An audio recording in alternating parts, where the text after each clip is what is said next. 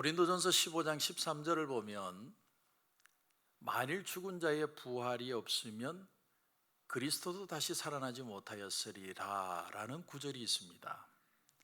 이 말을 곧이곧대로 해석을 하면 죽은 자들의 부활을 통해서만 그리스도의 부활도 믿을 수 있다라는 말이 되는데, 여러분 이게 좀 이상하지 않습니까?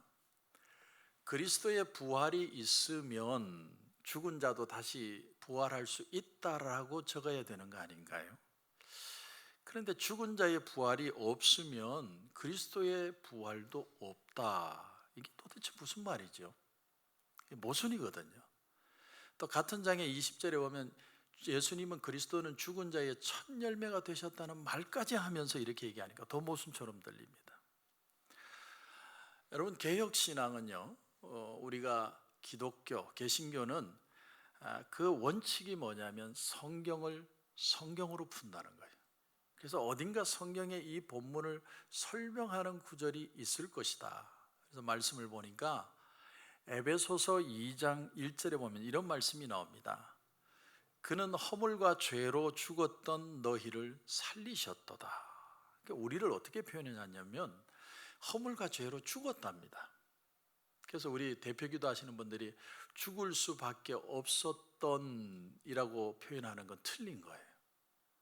실제로는 기도할 때 죽었던 이라고 표현해야 돼요. 왜냐하면 성경이 그렇게 얘기를 하니까. 그러니까 우리 상태가 지금 버젓이 살아있지만 영적으로는 죽었다 이렇게 표현하는 거죠. 사도행전 26장에 보면 바울이 자기 동료들에게 복음을 전하려다가 폭동이 일어나가지고 사도 바울이 두들겨 맞습니다. 맞다가 죽을 것 같은데 로마 군이 급파되어가지고 바울을 살려내죠. 그참에 바울이 감옥에 갇히게 됩니다. 그러면서 바울이 뭐라고 얘기하냐면 나는 황제에게 호소한다. 황제에게 재판을 받겠다는 거죠. 그 바람에 가이사랴로 가게 됩니다. 가이사랴는 로마의 총독부가 있었기 때문에 예루살렘에서 가이사랴로 죄수의 몸으로 갑니다. 그런데 그때 아그리빠 왕이 사도 바울을 재판을 해요. 그때 이 사도 바울이 자기 신앙 변론을 하면서 뭐라고 얘기하냐면 사도행전 26장 8절에 당신들은 하나님이 죽은 사람을 살리심을 어찌하여 못 믿을 것으로 여깁니까? 이렇게 표현해요. 하나님이 죽은 사람을 살리셨대요. 놀라운 얘기죠. 죽은 사람이 살아난 게 없는데 부활을 했다는 거죠. 그 증거가 있다는 거예요. 그 샘플을 내가 한번 보여줄게. 그러면서 사도 바울이 누구 얘기를 하냐면 자기 얘기를 합니다. 내가 원래는 예수쟁이들 옥에 가두는 사람이었는데 내가 예수쟁이 옥에 가두려고 다메섹을 향해 가다가 다메섹 길가에서 해보다도 더 밝은 빛 가운데 예수를 만났다. 그러면서 바울이 뭐라고 그러냐면 어둠에서 빛으로 사단의 권세에서 하나님께로 나를 돌아오게 하사 죄사함을 얻게 하셨다. 다시 말하면 내가 영적으로 죽은 상태였는데 예수님을 만나서 다시 새 생명을 얻었다는 거죠. 그게 하나님이 살리시는 역사라는 겁니다. 그러면 처음으로 다시 돌아온다면 이렇게 정리할 수 있습니다. 죽은 자의 부활이 없으면 그리스도도 다시 살아나지 못하였으리라 라는 말은 우리는 다 영적으로 주님을 모르고 죽은 상태에 죽었는데 근데 주님을 만나는 것이 부활을 경험하는 것이고 새 생명을 얻는 것이고 그것을 실제로 보여준 것이 예수님이 부활하신 것이다 이렇게 정리할 수 있습니다. 자, 그리고 이제 오늘 본문을 이제 보십시오. 29절 여러분 한번 보십시오. 29절을 보시면 회당에서 나와 곧 야고보와 요한과 함께 시몬과 안드레의 집에 들어가시니 시몬의 장모가 열병으로 누워 있는지라. 여러분 여기 누워 있었다. 이걸 원어로는 카테케이토라는 단어를 쓰는데 시제가 미완료형으로 되어 있어요. 미완료형은 어떤 문법이냐면 이 병이 계속 지속되어 온 거예요. 그러니까 자주 열병이 들어서 누웠다는 말입니다. 그게 미완료형이거든요. 그러니까 갑자기 든 병이 아니고 고질병이에요. 어떤 주석가는 이 열병을 말라리아가 아니었을까 이렇게 표현하는데 그건 전혀 어떤 근거는 없습니다.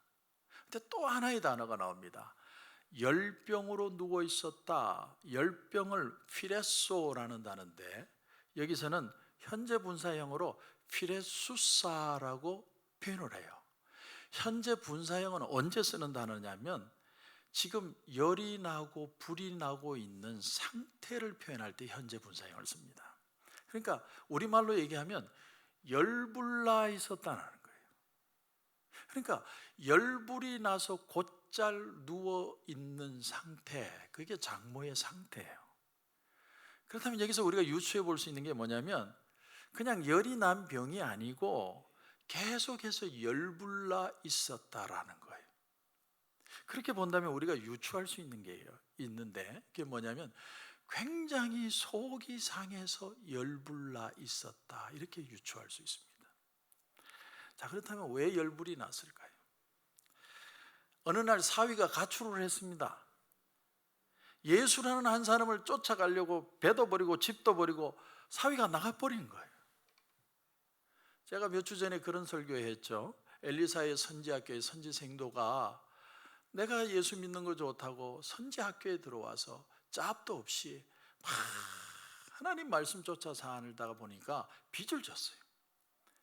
그런데 이 사람이 그만 어느 날 죽어버렸습니다. 그러니까 체주가 와가지고 너희 집에는 아무것도 없으니까 두 아들 그냥 노예로 데리고 가는 거로 땡 처리하자. 그 아내가 열불이 나가지고 엘리사 선지를 찾아옵니다. 그런 상황. 그러니까 지금 베드로의 장모도 열불이 나 있는 거예요. 이렇게 볼 수 있는 겁니다. 그걸 짐작할 수 있는 게 도대체 베드로 와이프는 어디 갔느냐는 거예요. 여러분, 장모가 있다는 말은 와이프가 있다는 얘기죠. 왜 예수님 일행이 지금 집으로 오는데, 물론 셀폰이 없으니까 연락은 못했겠지만 와이프가 어디 간 거예요? 혹시 속이 상해서? 우린 그런 짐작을 할 수 있습니다. 예수님이 오늘 앞에 장면에 보면 하루 종일 안식일 날 예배당에 있고 귀신 들린 사람도 쫓아내고 피곤해가지고 베드로의 집에 쉬러 온 겁니다. 근데 그러면 장모든 아내든 누군가 있어가지고 인사도 하고 차도 끓이고 밥도 해주고 이래야 되는데 아내는 어디로 가버리고 장모는 열불나서 누워있고, 여러분 이 상황이 이해가 되십니까? 그리고 베드로가 지금 장모가 집에 열불나서 누워 있습니다라고 예수님에게 말도 안 한 것 같아요. 그러니까 쳐들어가는 거죠. 인간적으로 보면 참 무심한 사위입니다.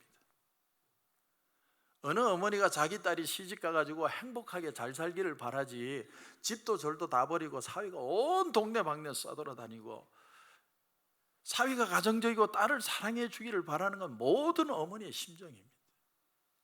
근데 갈릴리 호수에서 배 한 척 사가지고 고기 잘 잡다가 어느 날 그 착실한 사위가 예수라는 사나이를 따라갔으니까, 여러분 생각해 보세요. 평온한 집안에 베드로만 쫓아간 게 아니에요. 그의 형제 안드레도 갔고 야고보 요한도 쫓아갔어요. 4명이 갑자기 사라진 거예요. 고기 잘 잡다가.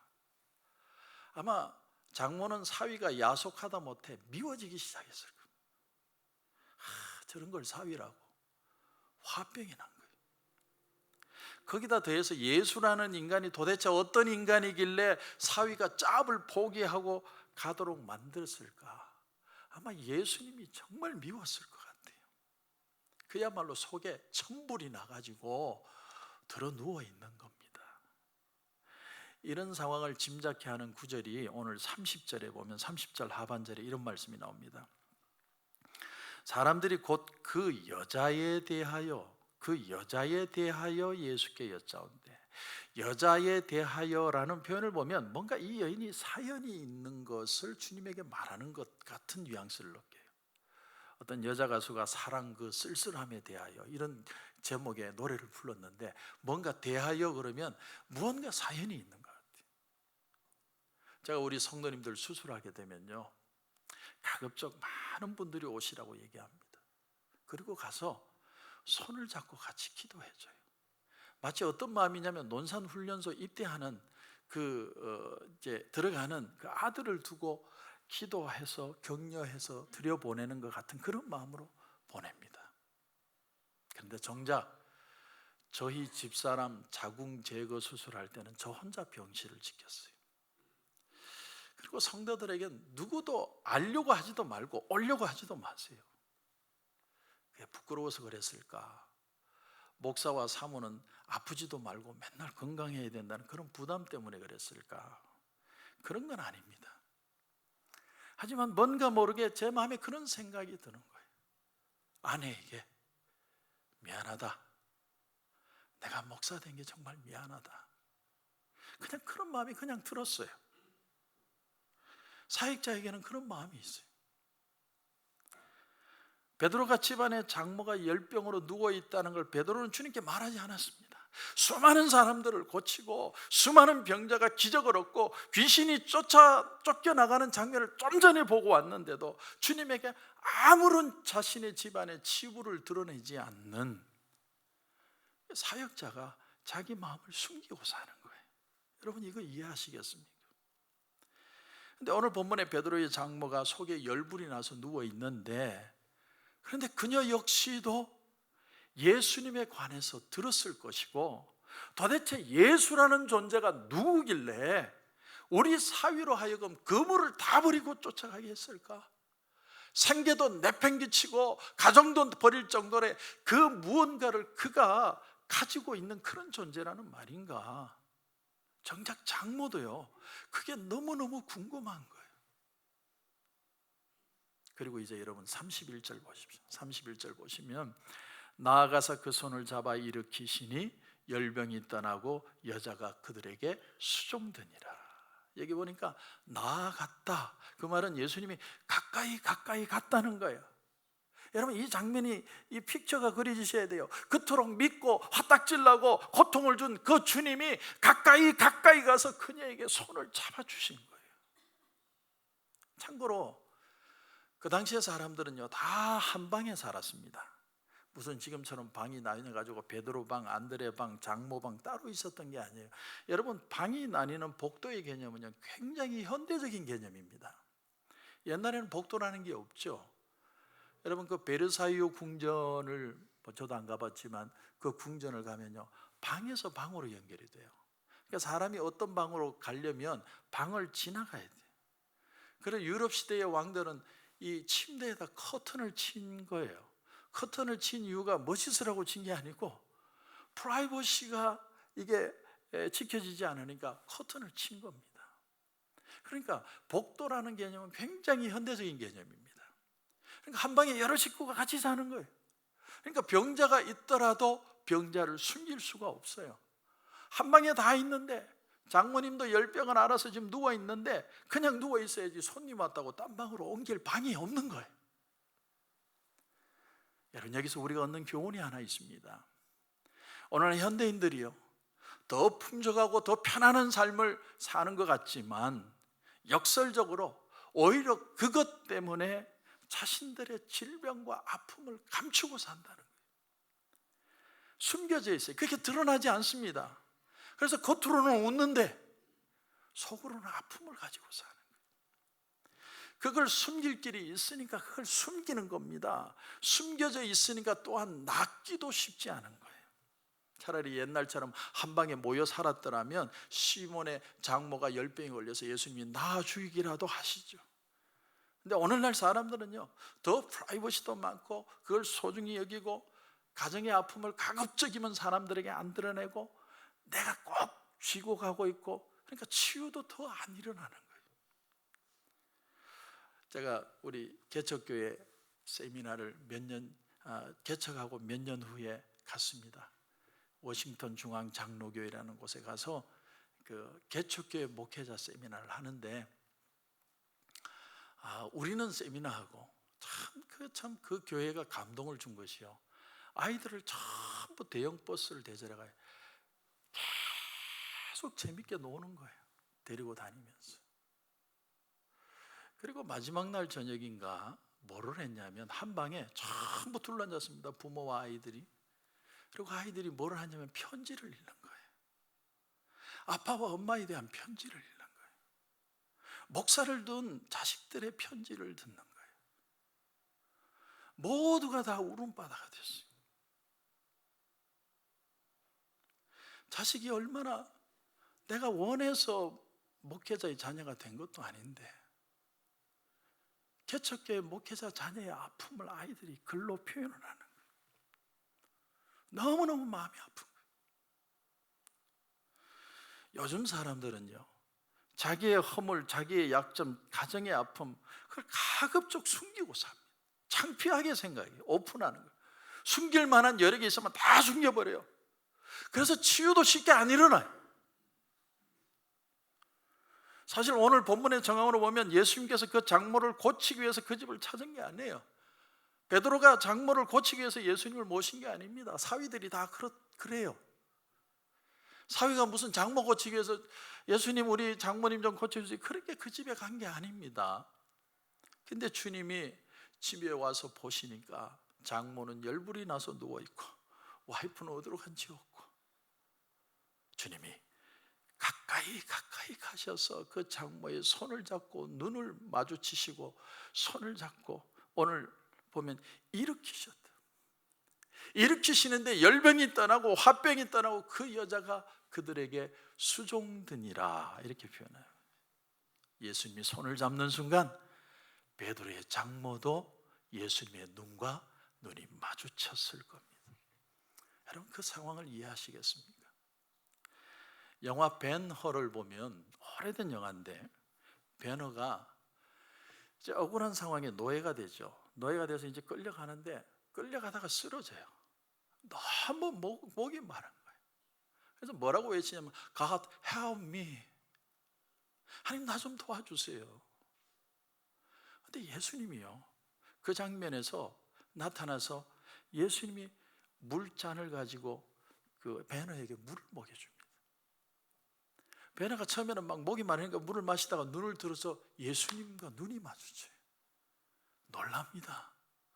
그리고 굉장히 황송해하는 장면이 나요. 여러분, 그거 보셨습니까? 우리는 전차 경기나 뭐 보지 그런 건 잘 몰라요.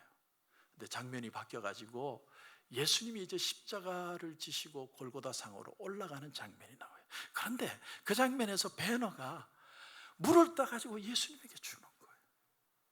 또 두 분이 눈이 마주쳐요.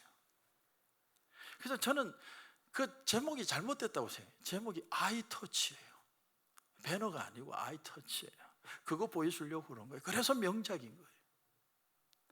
주님이 베드로 장모의 손을 잡아주시는 순간, 그래서 장모가 그 주님의 눈을 보는 순간 그동안의 마음에 억누르고 있었던 모든 퀘스천이 다 풀려버렸어요. 왜 자기 사위가 예수님을 따라가는지, 그분이 도대체 어떤 분인지, 지금 내 손을 잡고 있는 미닝이 뭔지, 눈을 마주치고 손을 잡는 순간, 주님을 보는 순간, 주여 Lord save me, 나를 구원해 주십시오, 나도 주님 구원해 주세요. 그게 이 장면이에요. 그게 이 장면. 여러분, 다시 31절을 보실까요? 31절을 보시면 나아가서 그 손을 잡아 일으키시니 열병이 떠나고 여자가 그들에게 수종되니라. 일으킨다는 단어가 에게이렌이라는 단어인데, 이 에게이로라는 동사에서 나왔습니다. 그 뜻을 보면요, 깨운다, 일으킨다, 낫게 한다. 근데 그 단어 중에 굉장히 중요한 단어가 하나가 더 있어요. 그 뜻이 뭐냐면 죽은 사람을 살려낸다. 죽은 자리에서 살려낸다. 주님은요, 그 여인의 상태를 죽은 상태로 본 거예요. 그 자리에서 살려내시는 거예요. 손을 잡고 일으켜 세우시는 거예요. 그동안 주님의 눈이 없는 동안은 어둠 속에 살았지만 눈이 마주치는 순간 빛이신 주님의 능력이 어둠을 물리치게 만드신 겁니다. 그래서 그 죽음에서 이 여인이 벌떡 일어나는 거예요. 그러니까 오늘 여기 수종된다는 건 그냥 일어났으니까 수종되는 게 아니에요. 정말 주님으로 그분을 만나서 그분 앞에 고개를 숙이는 거예요. 여러분, 이게 진짜예요. 저는 여러분이 꼭 예수님을 만나시길 바랍니다. 꼭 예수님 만나서 천국 가야 돼요. 여러분, 이 마가복음을 적은 사람이 누굽니까? 마가죠. 마가가 누굴까요? 마가는 겟세마네 동산에서 예수님이 체포될 때 혼니부를 두르고 쫓아가다가 이제 마가복음 뒤쪽에 나옵니다. 군병이 그 사람도 잡으려 하니까 에비야 하고 빨가벗고 도망간 사람이에요. 그 사람이 마가입니다. 그럼 그때 마가가 왜 그 겟세마네 동산에 있었느냐? 관계도 없는데 신학자들이 보기에는 그 겟세마네 동산에는 올리브 나무 가수원이 있었는데 그 가수원 주인이 마가의 어머니였을 것이다, 이렇게 추정합니다. 마가는 부잣집 아들이에요. 그래서 자기 가수원 지키고 있다가 예수님이 잡혀가니까 쫓아가다가 자기도 잡으니까 다 벗어던지고 도망간 사람. 세월이 흘러갑니다. 세월이 흐른 뒤에 바울과 바나바는 마가의 삼촌입니다. 바울과 바나바가 선교 여행을 떠나는데 마가가 쫓아가요. 젊은 나이에 나도 재밌겠다 그래서 쫓아갑니다. 그런데 중간에 그만 마가가 선교를 포기하고 돌아옵니다. 왜 돌아왔을까? 전승에 의하면, 여러분, 이건 전승이라는 건요, 실제로 그런 일이 일어났을 것 같은 상황을 표현하는 거예요. 사람들의 입으로 전해지는 얘기입니다. 몇 가지 예가 있는데 첫 번째가 뭐냐면 마가가 말라리아가 걸렸을 것이다. 지금도 가나를 가려면 저는 주사를 5방인가 맞고 갔는데 그때 주사가 어디 있습니까? 그러니까 모기에 물려서 말라리아가 걸렸다는 거예요. 그래서 말라리아 걸려서 죽을 사경을 헤맸는데 겨우 정신을 차렸을 때 바울과 바나바가 자, 이제 선교여행 떠나자. 배를 타고 이제는 항구에 다다랐는데 앞에 토로스 산맥이라는 어마어마한 산맥이 앞을 탁 가로막고 있는 거예요. 그때 이 마가가 아이고, 나는 못 갑니다. 나는 죽어도 못 갑니다. 그래서 돌아왔다. 이게 첫 번째 이유고요. 또 하나는 좀 더 의미심장한 이유가 하나가 있습니다. 그게 뭐냐면 바울이 다메섹 도상에서 예수님을 만나죠. 예수님을 만나고 그 마음으로 이제 예수님을 전하는 자가 돼서 주님의 복음을 전하다가 자기 동족에게 죽을 뻔해가지고 줄을 타고 밤에 야반 도주를 합니다. 그리고 어디로 갔냐면 다소라는 자기 고향으로 가서 이제는 속세를 떠나서 혼자 사는 거예요. 아마 바나바가 가지 않았으면 그렇게 살다가 인생이 끝났을 겁니다. 그런데 바나바가 가서 그 바울을 픽업해 옵니다. 그러니까 바나바가 아니면 바울은 이 생명이 없는 사람이죠. 그런데 선교를 가보니까 설교도 바울이 하고 기적도 바울이 일으키고 능력도 바울이 일으키고 귀신도 바울이 쫓아내고, 그러니까 리더십이 자꾸 바울에게로 가는 거예요. 자기 삼촌이 제일 대단한 사람인 줄 알고 마가가 살았는데 어디서 굴러온 돌이 박힌 돌을 빼는 거예요. 삼촌한테 아마 대들었을 것 같아요. 아니 삼촌, 이거 너무하는 거 아니에요? 삼촌이 머리지 왜 저 사람이 자꾸 설치는 거예요? 저 사람은 삼촌이 안 데리고 왔으면 아무것도 아닐 사람인데, 가방 못지 않은 사람인데 왜 저 사람이 리더가 돼요? 바나바는 이렇게 대답을 했을 것 같아요. 마가야, 아니다. 하나님이 저분을 통해 역사하신다. 하나님 나라의 위가 어디 있고 아래가 어디 있냐? 지도자가 어디 있고 수행원이 어디 있냐? 그렇게 생각하지 말아라. 근데 마가는 막 열불이 나니까 삼촌, 이거는 말이 안 되는 거예요. 젊은 혈기에 열받아서 집으로 갔다는 거예요. 근데 두 가지가 다 가능해요. 다 가능한 얘기입니다. 그리고 세월이 또 흘러갑니다. 제가 합리적인 유추를 좀 합니다. 왜냐하면 성경에는 없으니까. 역사의 기록에 의하면 마가는 이후에 베드로의 수종자가 되었답니다. 그러니까 베드로의 통역관을 했어요. 베드로가 해외로 출장을 가면 반드시 마가가 쫓아가서 옆에서 통역을 해주는 거예요. 근데 마가가 베드로의 그 설교를 통역을 하는데 베드로가 무슨 얘기를 합니까? 예수님 얘기하고 예수님의 생애에 대해 얘기하고 그런 걸 또 듣고 또 듣고 통역하고 또 통역하고 마침내는 마가복음을 적게 된 겁니다. 그래서 흔히들 마가복음을 베드로복음이라고 표현해요. 왜냐하면 마가가 베드로에게 들은 얘기를 그대로 기록을 했기 때문에. 자, 그러면 이제 본문으로 돌아와서 왜 마가는 1장에 첫 장에 베드로 장모 얘기를 하고 있을까? 이게 좀 이해가 갑니다.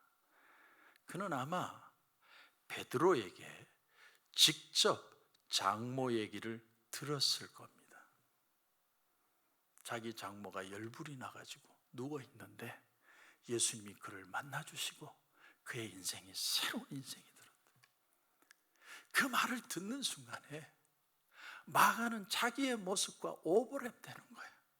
내가 바울 때문에 화딱질이 나가지고 우리 삼촌이 밀려나는 그 모습을 보며 어떻게 이렇게 할 수 있느냐고 섭섭하고 열받고 짜증난 사람이었는데, 열불나 있는 베드로의 장모를 살려내시는 그 모습을 보면서 정말 열불나서 치유될 사람은 바로 나다, 내가 그런 사람이다.